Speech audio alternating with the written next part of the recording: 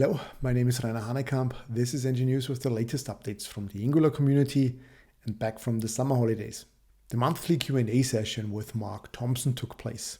This time, the co-host was not Jeremy Elborn as usual, but Alex Rickabaugh, who's the Angular framework lead. You should watch the episode, but the main highlight was the first public demo of Signal Forms. Signal Forms is going to be the third Forms module next to reactive and template-driven ones. It's fully based on signals, and without a doubt, it's going to be the most expected feature for Angular this year. Extremely simplified. On the one hand, it looks like template-driven forms, where the ng model writes directly into the object which contains the data.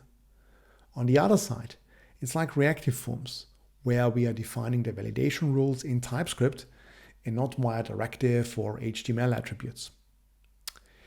What we don't have to do is that we have to deal with the types of form group, form control. We are just providing a signal which contains the value for the form, add the validation rules around it, and that's it.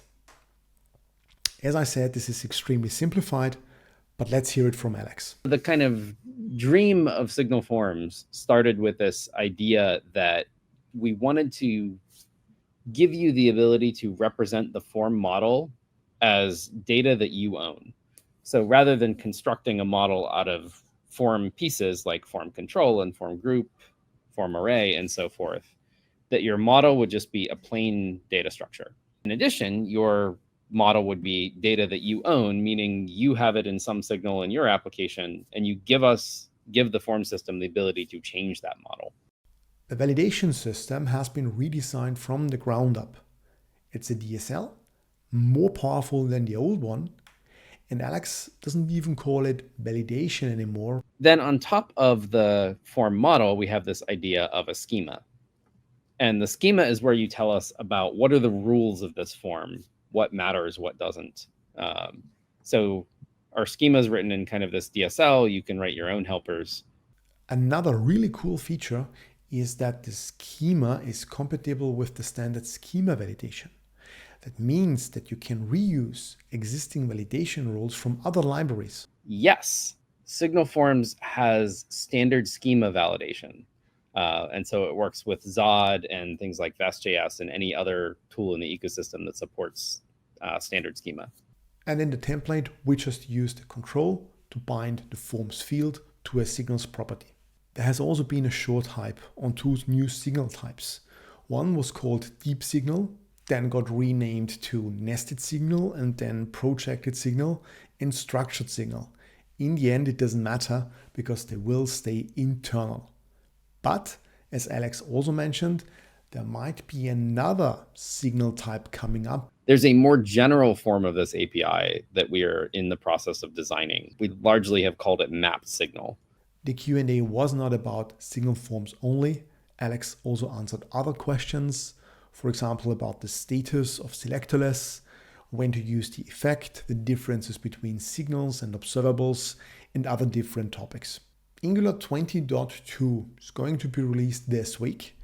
As already mentioned in an earlier episode, the main feature is that Zoneless will become stable. If you have some questions, on Reddit there's currently a Megathread where Mathieu Riegler, Angular team member, is answering all your questions. NgRx, the most downloaded state management library for Angular, was released in version 20.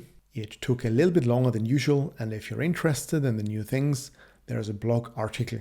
At Angular Space, Eduard Krivanek published an article where he explains the interview questions he has been asking when interviewing candidates for senior developer roles. And Stefan Haas wrote an article on monorepositories, which is not your typical NX article. Stefan discusses the pros and cons of having multiple projects in one repository and what tooling is available. And Hladky from Push-Based published another 3-article series. This time it's going to be about CPU profiling. He explains how you can use the profiler via the CLI, what options are available. It also touches on best practices and explains a little bit about the internals, but also how the data that we receive needs to be interpreted. And that's it. I wish you a nice week. See you in the next episode. Goodbye.